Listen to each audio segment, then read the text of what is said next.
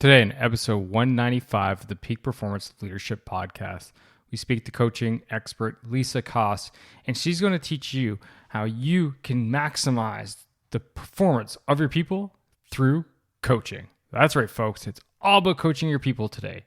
Are you ready for this? All right, let's do it.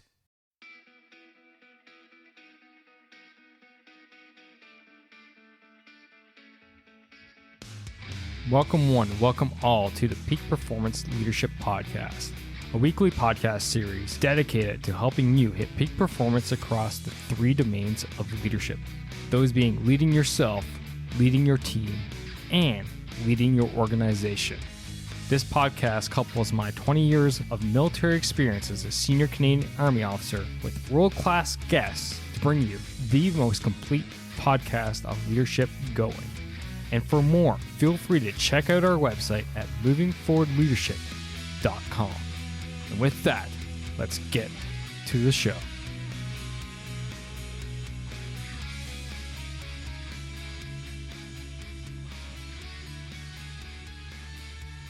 Yes, good day. Welcome one, welcome all to the Peak Performance Leadership Podcast. It is your host, Chief Leadership Officer Scott McCarthy, and thanks for coming out. Whether this is your couple hundredth time listen to the podcast or your first, love you all. Thanks for coming out. It's so great to have you here today. And today we're going to be talking about a super important topic as always, right? And that is maximizing the potential out of your people through coaching. That's right. Through coaching. Maximize the potential out of your people through coaching.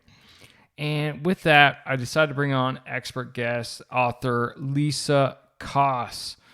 And Lisa is the co-founder and partner at Ortanos Global. She's got 25 years of experience in global leadership, team development, team management, executive coaching, design, organizational change initiatives.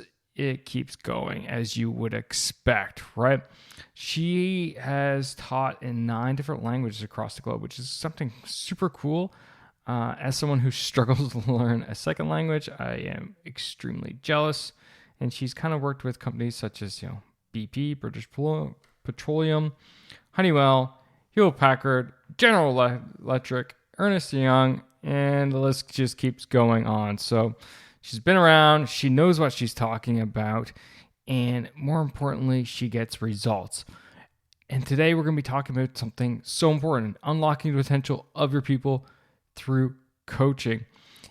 And this is something which I wouldn't say achieve, but strive to do on a daily basis, right? Because as leaders, we can't be the know-it-alls, we can't do it all, we can't be everywhere all the time, everything to everyone. It's just not enough hours of the day, and there's not enough of us to go around. So how do we maximize our influence?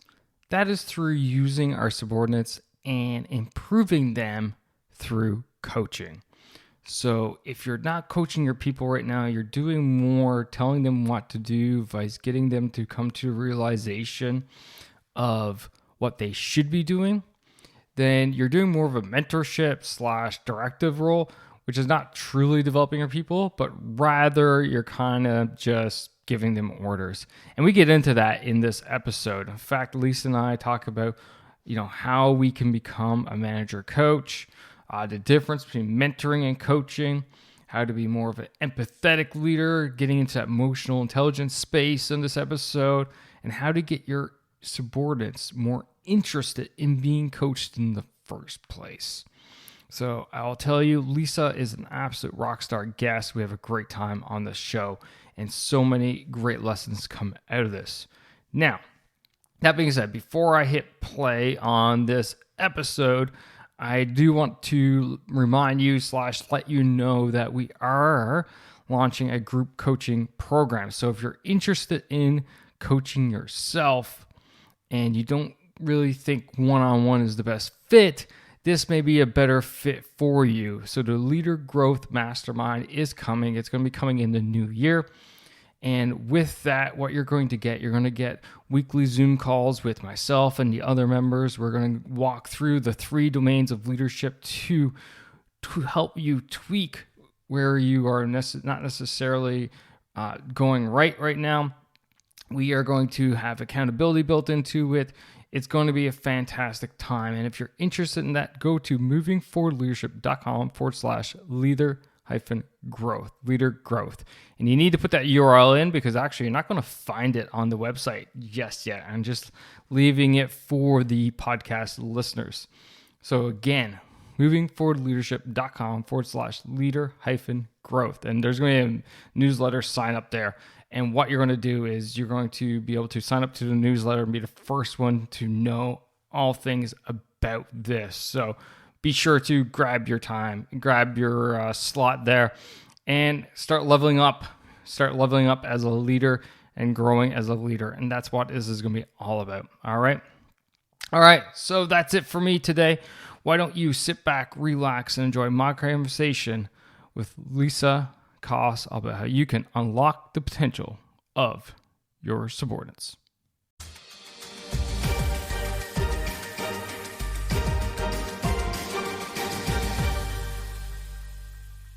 Lisa, welcome to the show. So good to have you here. Thank you very much. Happy to be here. Thank you for the invitation. Oh, it's great. I'm stoked. We were chatting before I hit record and I got this good vibe. I think we're going to have a great conversation all about, building our people up and developing them. So let me ask you the first thing, like, how did you even get into this line of work anyway in becoming a leadership coach, a developmental coach? And how did that lead you towards writing your book? Because it's a great read.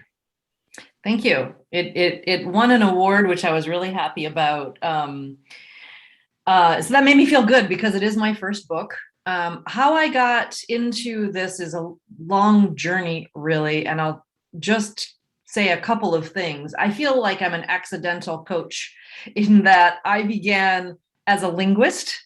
I had an accidental opportunity to go to live in Europe when I was a teenager. And from there, I got really interested in how hard communication is. And starting with learning somebody's language, which is kind of step one, then there's all the rest of communication, which is probably the biggest topic that exists on the planet is communication. And one thing led to another. And I was doing some training work and I was doing some language work. And I realized that if I could help people in their whole professional journey around communication in organizations, that would be a pretty fun situation. And so I started learning about consulting. I started learning about organizational development and started working on intervening with individuals, intervening with teams, intervening in organizations. And part of that strata is intervening with one-on-one is actually coaching. So it's like, how do you have an effective conversation that is useful to both parties, that gets whatever done, and leaves the person feeling better about themselves, feeling enabled, empowered, and engaged. So that's kind of what I was going for in terms of what is that. So I began studying coaching. I got my certification as a professional certified coach, and then I decided that this book it was time for a book to put everything that I had learned about coaching into one place. That's because there's a coaching program that I designed and have developed and have delivered in 9 languages. It's called Manager as Coach program. And so this book was really a culmination of all of that body of work for about 8 years now. I've been teaching this program and have a cadre of people who teach it in all the languages. I teach it in French and in Spanish and in English, but mostly now my professional colleagues are coaching it, are doing the program mostly. So it's kind of a beautiful thing to watch it unfold in the world and help regular managers with some skills that, ironically enough, they never really learn otherwise. It's not something you learn as an engineer, even as a HR professional, which astounds me.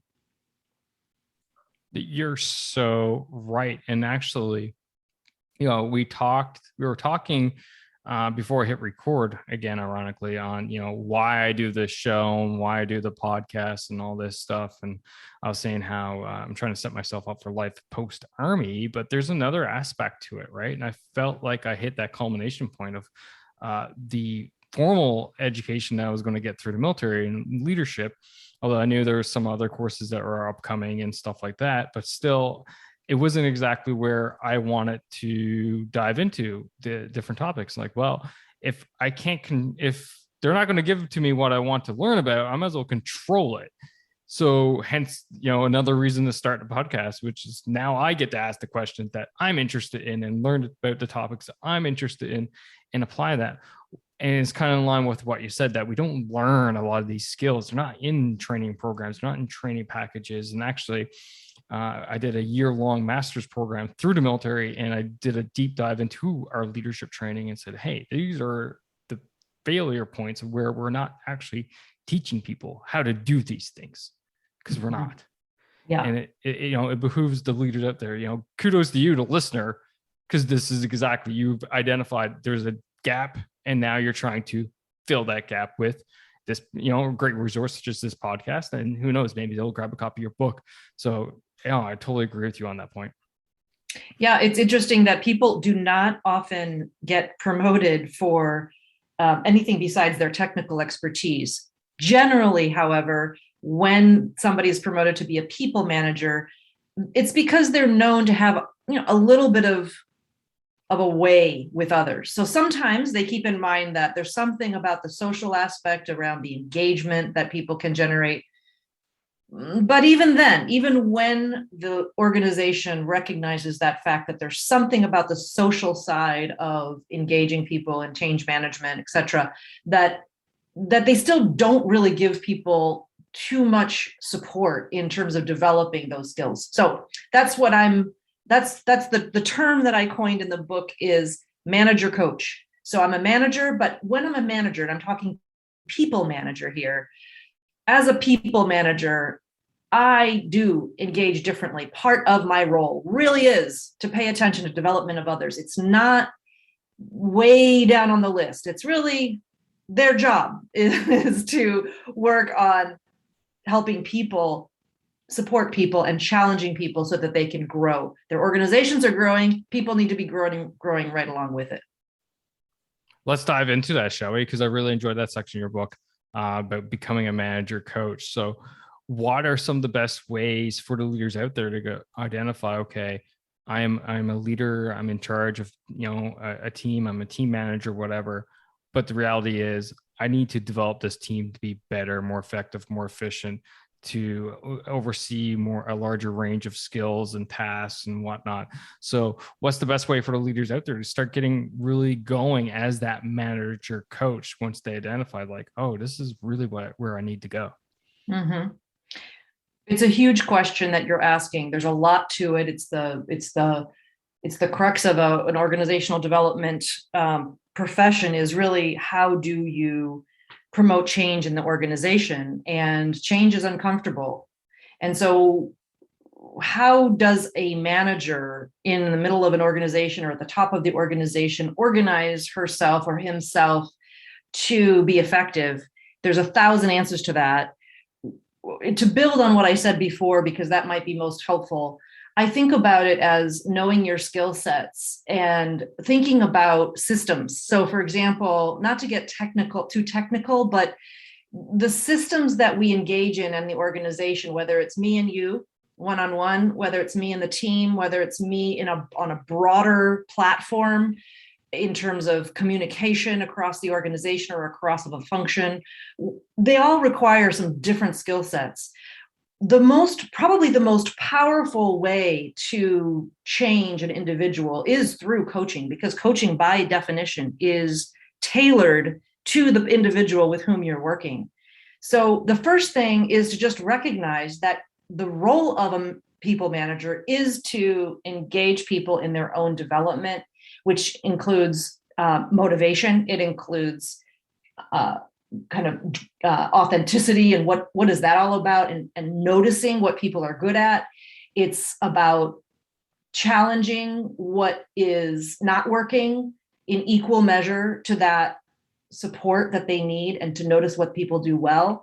So I think about being effective as knowing that you are engaging in different ways in different places in the organization differently, and there's skill sets around all of that.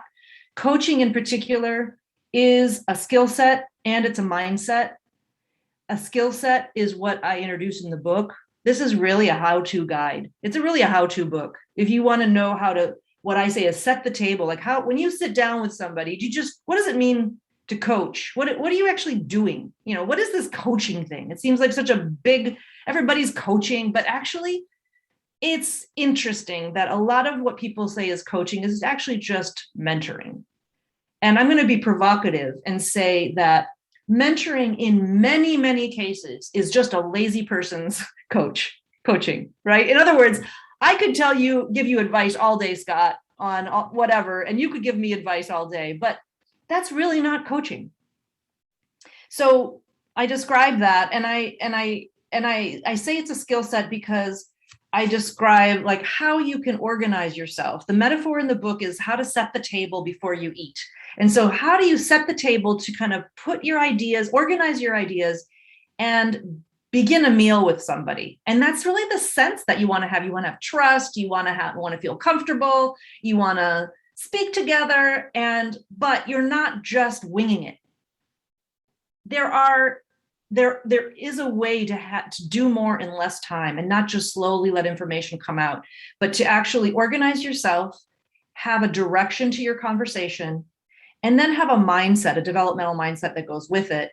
And, you talked about having a good vibe earlier, like we have a good vibe. And that's a little bit what we're trying to do when we coach is to make sure that the person feels comfortable and that we are leading through a conversation that actually goes somewhere. It's tough being alone as a leader. You're often in situations where you're not sure where to go. You're not sure what's the best decision.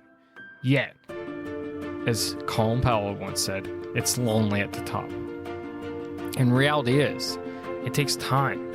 Sure, you can read books and listen to podcasts such as this one, but nothing beats experience.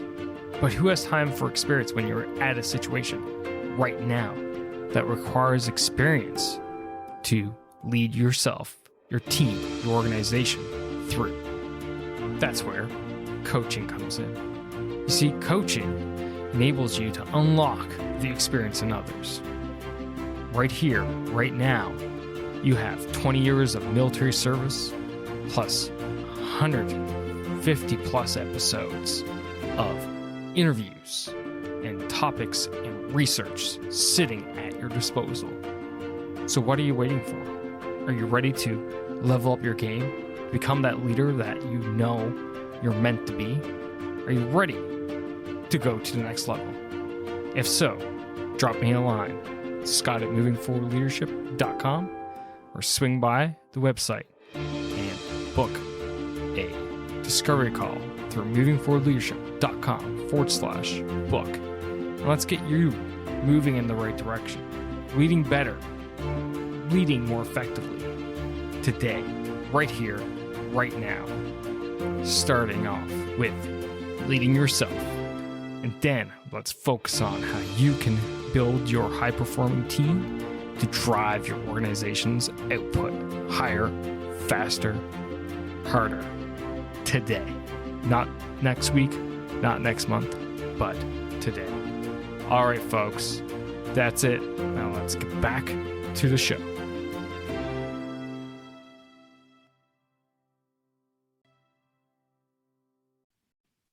I really like the part that you just mentioned about the difference between, you talked about mentoring versus coaching. And I too have seen it so many times when I see superiors or supervisors talking to their subordinates and telling them just what they did when they were in their subordinates' shoes. I'm like, well, that's not coaching. That's not even great mentoring, to be honest, because you're just telling them what you did. Vice, saying, this is what I did. These are the reasons why I made those decisions at that time. These were the different factors I had to weigh, et cetera, just for food for thought for you to overlay into your current situation where you are to take, in consideration, for your own decision. And it's like, no, this is what you should do because this is what I did. And it turned out great for me. Well, congratulations. You're not them. They're not you. And it's not 20 years ago. Exactly. So, everything has changed. I'm different than you. If I tell you, hey, Scott, you ought to use humor in this situation. And what happens if humor is not your best quality? Like, that's just not helpful. Not helpful one bit. Right. So let me speak from what I know about you, Scott, and let me start from that place, not from who I am. Right. So my follow-on question from that thread is, can you further explain your ideas between the differences between mentoring and coaching, and when is the right time to use one or the other from your experience? Mm-hmm. Well, every situation is different, but I think that development. So I call this the DCM, the developmental coaching model. So first of all, to be very, very clear that when you sit down with somebody and you actually want to support them in their growth, then that is first on your mind, that you are actually not trying to solve a problem.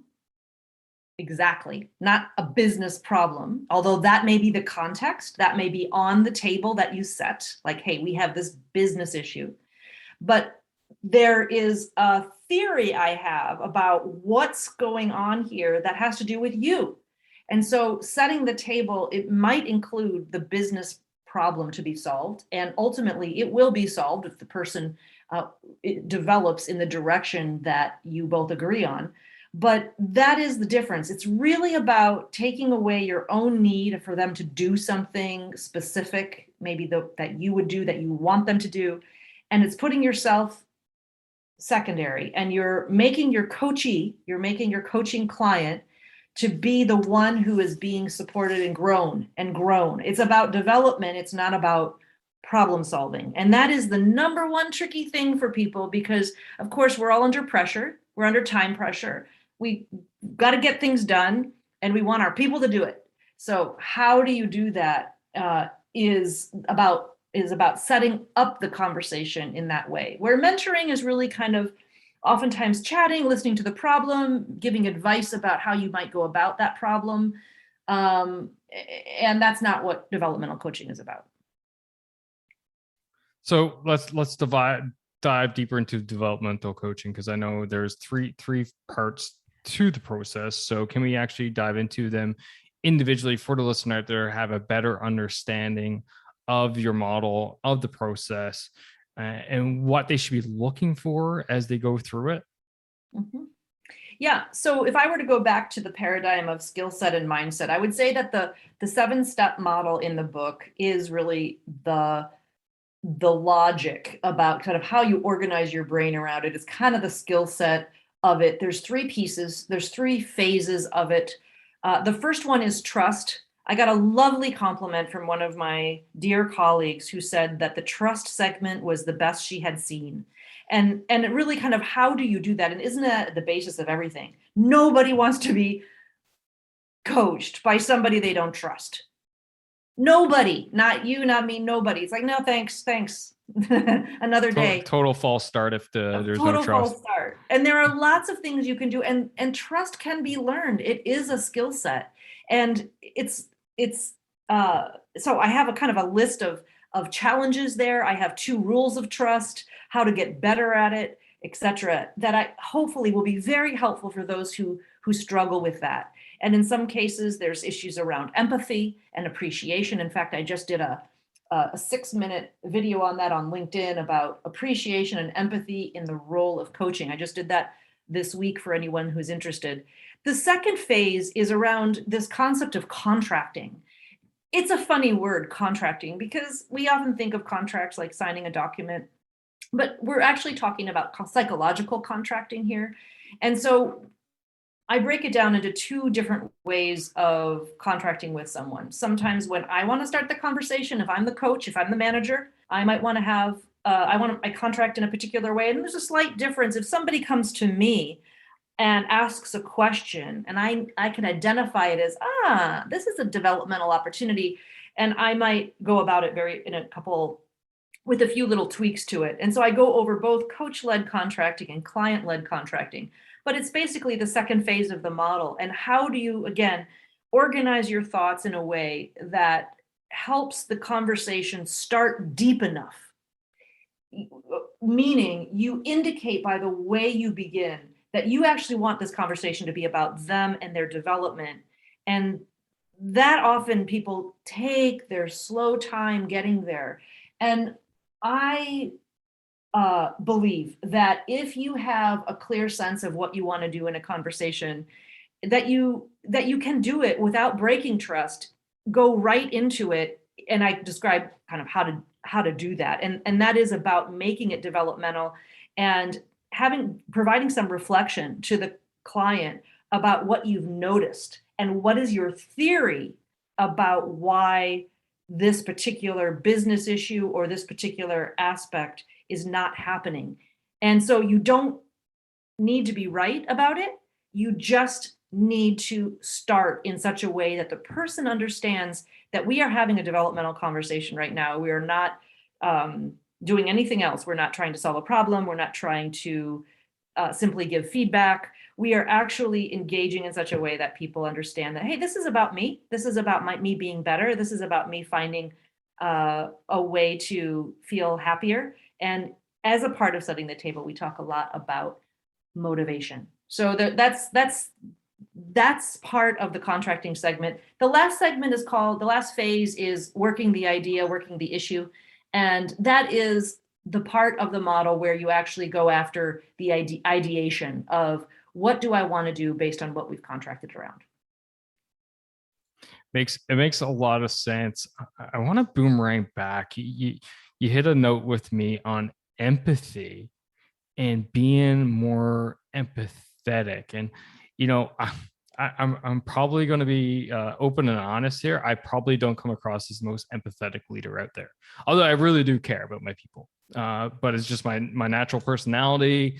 Being Army and a little bit rough around the edges. I speak my mind. I may curse from time to time, and may not really come off as empathetic to my subordinates out there. So how can I work on that skill set, identifying like I need to be a bit more empathetic, but at the same time, I don't want to look like I'm like this soft leader out there that just, kind of gives into their people, especially when you need to have that tough love with them. And you need to really grip them or be a little bit more directive with them, especially in a culture which I work in, which, it's common in other workplaces too. Yeah, it's a great question. There are a lot of people who struggle with this idea of empathy. Kind of what is it? How do you do it? How do you get it? I mean, there are people who comes very naturally to, and others who it doesn't. Ultimately, people need to understand that, need to feel that you have their best interests at heart. That ultimately is what the outcome is that you're looking for, that people actually are trusting you because you know how to put their needs first. That's a piece of it. The other piece is, I believe, is through appreciation, whereby noticing that everything that you notice, and which in many cases in the workforce is like things that aren't working. Every time you notice something that's not working, there is something to appreciate. It is amazing to me how obvious it can be when somebody is doing something that seems out of place or kind of wrong, but is actually a terrific skill. The story that I've told recently is that there's a woman who was telling me about her subordinate who came after only 6 months on the job and asked for a raise, asked for a new position, or basically sometime in the future, I would like to be promoted, and only been on the job for 6 months. And so now what? What is she supposed to do? She thought it was completely inappropriate. It bothered her that after 6 months, when this person was not an expert in their field, that they were already talking about next steps. And the person came to her, was all prepared and had this binder and all these stats and all this stuff. And she was just very put off by it. And it really colored her perception about this person. And so the thing, though, that you could notice if it was conscious is that this person showed a lot of proactivity. This person was prepared. This person was interested in growing. This person was organized. They had a binder. They tried to set the table in a way that said, look, I just want you to keep this in mind. I'm not trying to, uh, you know, threaten. I'm not looking for another job. So they were sort of aware from an emotional intelligence perspective, what they were saying and the impact that it might have. And so there's a whole lot to appreciate there. And interestingly enough, this client of mine said, I actually would really like the rest of my people in my function to be as organized as this guy. So isn't that interesting? There's a lot to appreciate. And so when you start thinking about appreciation in that way, you might also start having empathy with how this person has put a lot of effort into having the conversation. And if you focus on what's right about the situation, you can start seeing the true nature of people. And that sets you up with trust, and that allows you to have the developmental conversation. She could still express to him what was disappointing to her, and they could have a conversation about the skill set she wants him to grow, etc. But it's a great base upon which to start. Oh, that's great. And I think that's probably the best advice too, looking at it from the terms of having your people's best interests at heart. And as long as you express that, and that's how I get around the way I come across, is like, listen, I want to have your guys' best interests at heart. And ultimately the actions I take are towards that. I think, ultimately is what would make, a leader come across as more empathetic, regardless of, how they act or talk, et cetera, et cetera. Right. There's many leadership styles, and you can 100%. feel it no matter the style. You can feel it when people are being authentic and they are giving in the way that they lead. Absolutely. So I want to get into a couple more questions here. And let's get into the coaching. So let's say you're in a situation where you're trying to coach a subordinate, but they're not necessarily into it. How can the leaders out there help get their subordinates understanding why it's important and get into being coached so that the leaders can get more out of their people in the long run? Mm-hmm. Another big question with lots of parts. I would say that one of the best things that leaders can do to become a manager coach is to get clear on what they care about. In other words, if you don't seem to privilege this idea of, say, development or growth or authenticity or something that correlates with coaching, then when you bring it up with somebody, it's going to come a little bit more out of left field.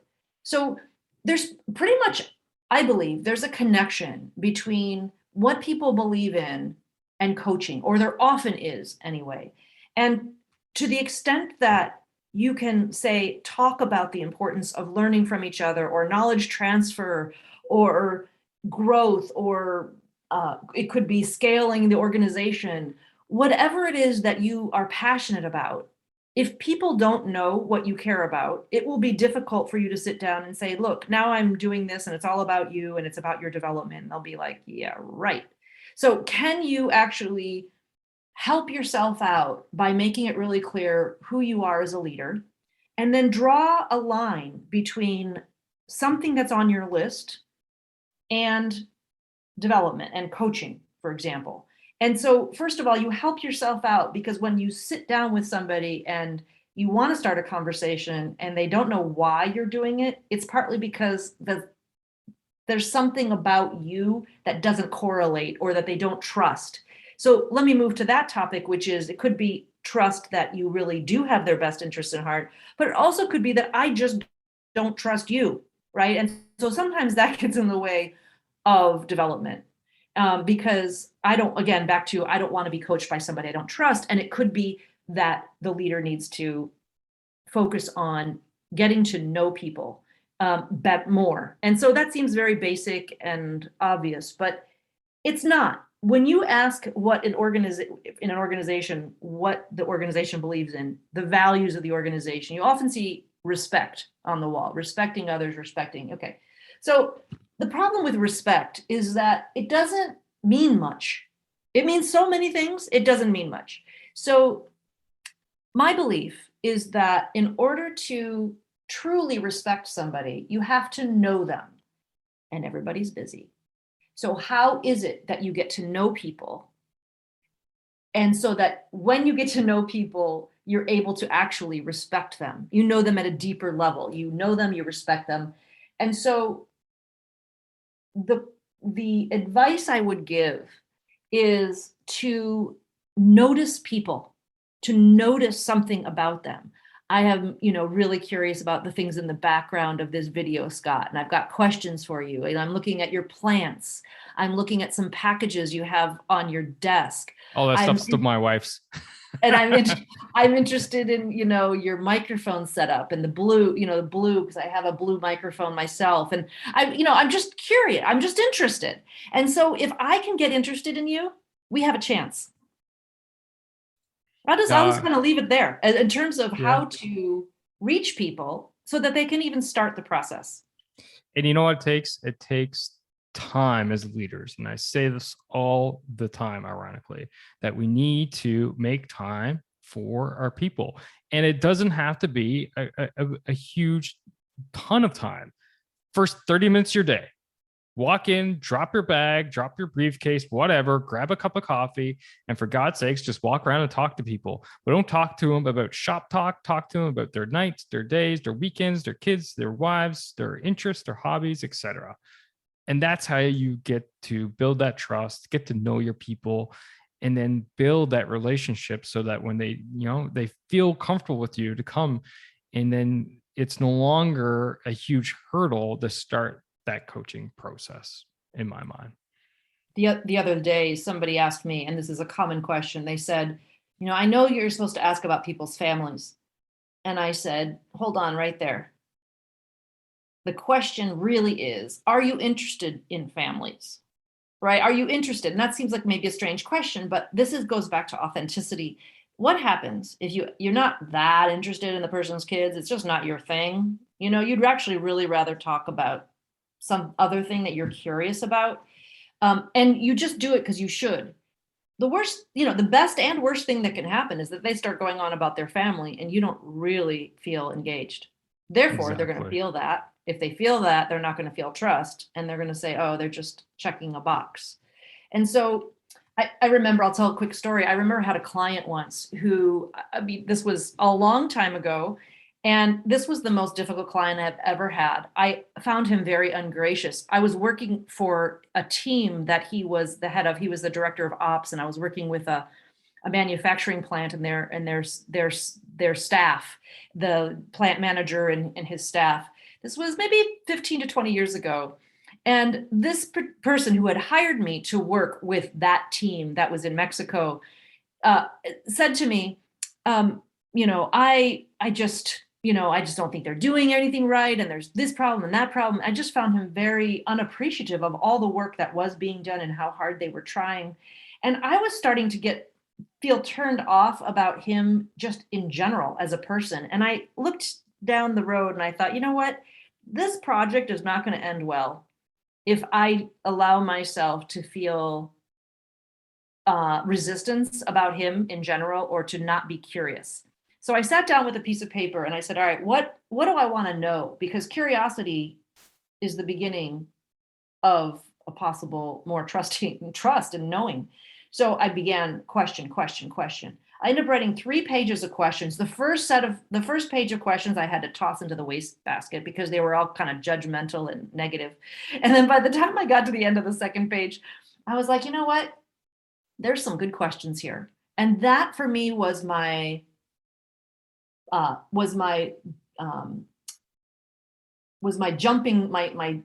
jump off place to re-engage with him around what I was interested in understanding about him. It didn't have to do anything to do with the team, but I just started asking him questions and to reopen myself to creating something that could be possibly a more trusting, open relationship. And I think it saved the project. whereby I was able to re-engage with him in a way, allowed me to know him better, to build more trust, and then to work from that platform. So curiosity, wonderment, these are wonderful things as you begin to build of the possibility of supporting somebody in the context of coaching. That's a beautiful story. And honestly, I couldn't think of a better way to begin to wrap up this show. Lisa, what a great conversation. I thoroughly enjoyed having you on the show. But before we do wrap it up, I do got a couple of last questions for you. And first being a question here. I get asked all the guests here. There we go. Here at the Peak Performance Leadership Podcast. And as according to you, Lisa Koss, what makes a great leader? What makes a great leader? You ask everybody this question? Everybody. What makes a great leader? My answer to that would be a leader who strives every day to be the most authentic version of her or himself and the most aware version of him or herself, because nobody needs to pretend to be somebody else. People have a good nose for authenticity. And I think if we stay aware, that means we're going to be noticing new things and growing. And what we need are leaders who know how to do both of those things. That's so awesome. Those are the two things that come to mind as first and foremost. Authenticity has a lot involved with it. Owning who you are, respecting who you are, not being afraid to put out there who you are, at the same time as always learning, always getting feedback, expanding your awareness, and making sure that your impact in the world is what you intend it to be, and that therefore you can always be working on a better version of yourself each and every day. That's awesome. Beautiful. And final question of the show is, how can people find you? How can they follow you? Shameless plugs are allowed. Have at it. It's all about you now. Well, certainly an easy place, maybe the easiest place to find me is on LinkedIn. I'm Lisa Koss, Koss. My book called Leading for Learning, How Managers Can Get Business Results Through Developmental Coaching and Inspire Deep Employee Commitment. I'm a twofer. I always want twofer, and that is a twofer for me. The business gets what they need and employees get what they need. And so that book, it's published through Routledge, can be found on Amazon. It can also be found on the Routledge website, of course. But those are two places to find me, as well as the website ontosglobal.com. Ontos is ONTOS. Ontosglobal.com is the website where you'll find my bio. Awesome. And for the listeners, always, it's easy for you. Just go to movingforwardleadership.com/195. Lisa, again, it's been a pleasure. It's been an honor, man. Thank you for coming out. It's so great to have you here. Thank you, Scott. You've been terrific. I really enjoyed you, and really wish you all the best with your podcasts and your current work in the Army. Thank you. And that's a wrap for this episode, ladies and gentlemen. Thank you for listening. Thank you for supporting the Peak Performance Leadership Podcast. But you know what you could do to truly support the podcast? And no, that's not leaving a rating and review. It's simply helping a friend. And that is helping a friend by sharing this episode with them if you think this would resonate with them and help them elevate their performance level, whether that's within themselves, their teams, or their organization. So do that. Help me, help a friend, win-win all around. And hey, you look like a great friend at the same time. So just hit that little share button on your app, and then feel free to fire this episode to anyone that you feel would benefit from it. Finally, there's always more. There's always more lessons around being the highest performing leader that you can possibly be, whether that's for yourself, your team, or your organization. So why don't you subscribe? Subscribe to the show via movingforwardleadership.com/subscribe. And until next time, lead, don't boss, and thanks for coming out. Take care now.